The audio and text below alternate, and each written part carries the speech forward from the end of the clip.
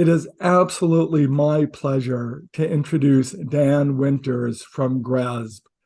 Dan, thank you so much for joining us today. Steve, it's a pleasure. Tremendous. Thank you. My pleasure. To begin, would you just take a minute to introduce yourself and explain to our audience what GRESB is?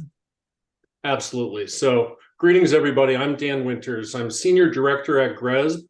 I live in Arlington, Virginia. GRESB is based in Amsterdam in the Netherlands.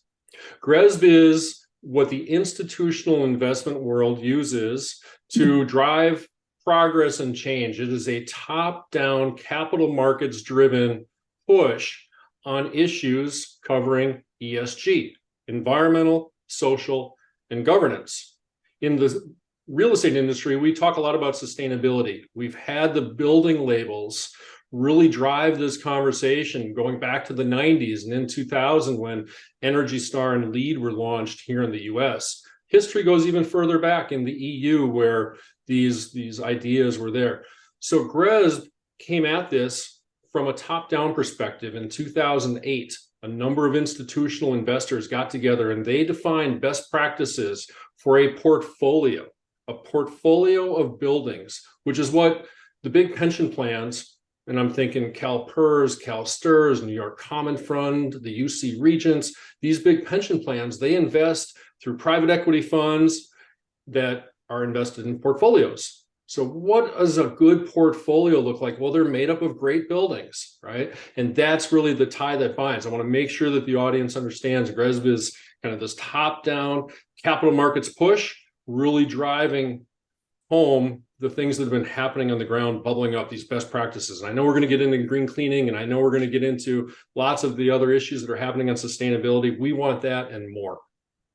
So I really appreciate your description of it being top down. Obviously, the buildings that you deal with or that your investors deal with are our customers.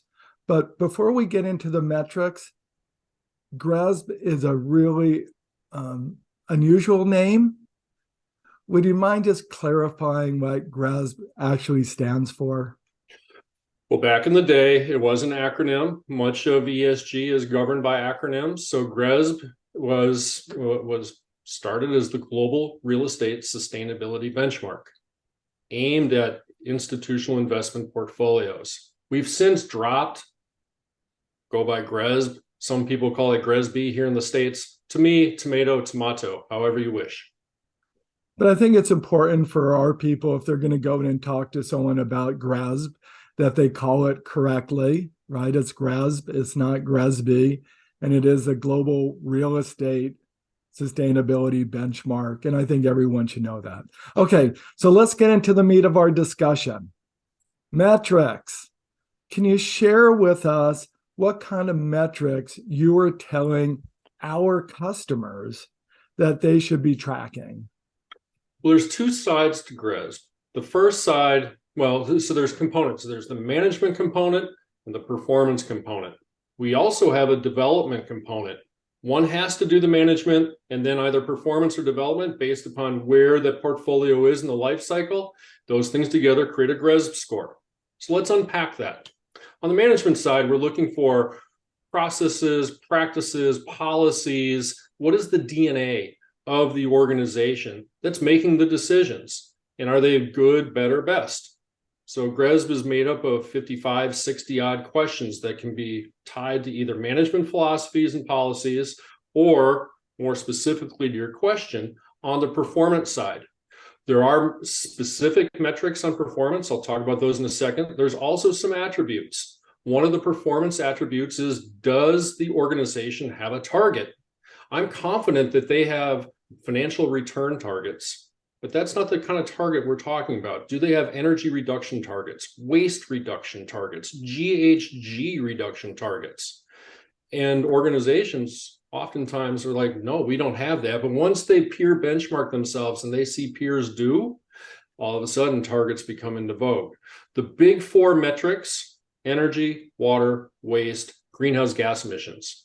And trying to accomplish that for a portfolio and elevate those metrics is difficult. Other metrics that are tracked in GRESB and rewarded through points, building certifications. We're talking WELL, we're talking LEED, BOMA Best. We get 100 of them reported to us, more than 100, reported to us globally around the country. So that's where I think the group that's going, that you represent will really find benefit, right? To the extent that we've got buildings that are WELL certified, LEED certified, BREEAM certified, those metrics are wrapped up in that signal called a building certification. Those get reported up to GRESB.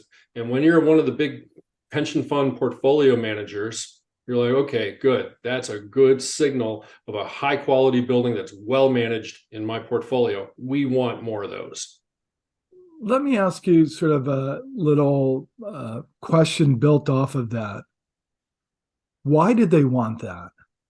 Why do the pension funds want this information? What value does it create for them? The building labels are a signal of best practices. To the extent that you've achieved something like that and gone through a third-party verification process, that is, I keep going back to the word signal. It's a signal of best practices in this building. And if somebody else looked and said, yep, this building is doing all of these things, and that is it's a better risk, right? So ultimately you're after superior risk-adjusted returns, or you're seeking alpha, a greater return on your capital. To the extent that a tenant values green cleaning, LEED certification at the silver, gold, platinum level, whatever that is, and it leads to higher rent, higher occupancy, that leads to better economic outcomes. And that's what pension plans want, for sure. Makes total sense. So what kind of trends are you seeing in the marketplace these days? Well, I think the biggest trend right now is the trend to net zero. So back in 2020, 2021, over $100 trillion have signaled and set forth that they are at net zero. They're targeting this for 2050 or sooner. So some of the really big pension plans here in the US, CalSTRS, which is the California State Teachers Retirement System, they've got a 2045 objective for net zero. And this is their entire investment portfolio north of $300 billion. New York Common Fund, the same. I think they're even more aggressive, looking for 2040 net zero. So net zero is all the talk. It's one thing to talk about it. It's another thing to execute and actually do it. So that becomes a game of looking at the OpEx costs, the CapEx costs, which are, the actual building attributes and elements, and to the extent that they can be, retrofitted and come in with a greater efficient boiler or other systems. That's where CapEx comes into play. The idea right now is benchmark where your building is, reduce what you can on OpEx, put some CapEx to work, and then either on-site renewables or purchase green electrons from the grid. That's how you get to net zero. Thank you.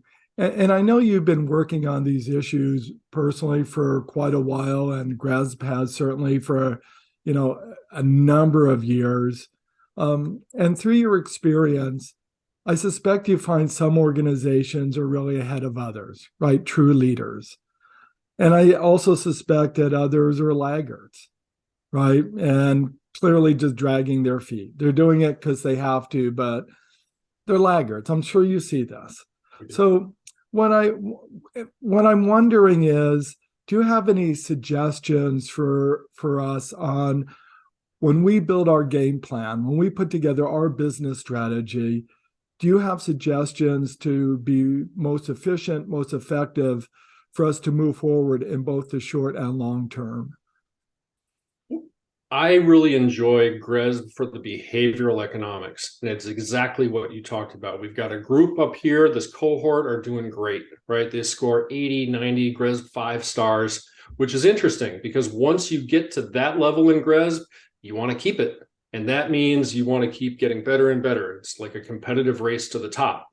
On the other side, the folks that are down here, they're in sometimes what I like to call the GRESB stages of grief: shock, anger, sadness, and bargaining. And they're looking up here and they're saying, well, how can we possibly get up there? What they're dealing with is inertia. So ultimately, from your standpoint, from everybody's standpoint, whether you're in the cleaning business, the energy efficiency business, the water efficiency business, the number one competitor, impediment, whatever word you want to use, to GRESB or ESG is inertia. Get started. Take that step forward, right? Don't try to boil the ocean. Take some incremental progress. And for your folks, right, to the extent that you've got green cleaning as a service, bring it forward and say, this is what we do. This will help you improve your GRESB performance score. That is true.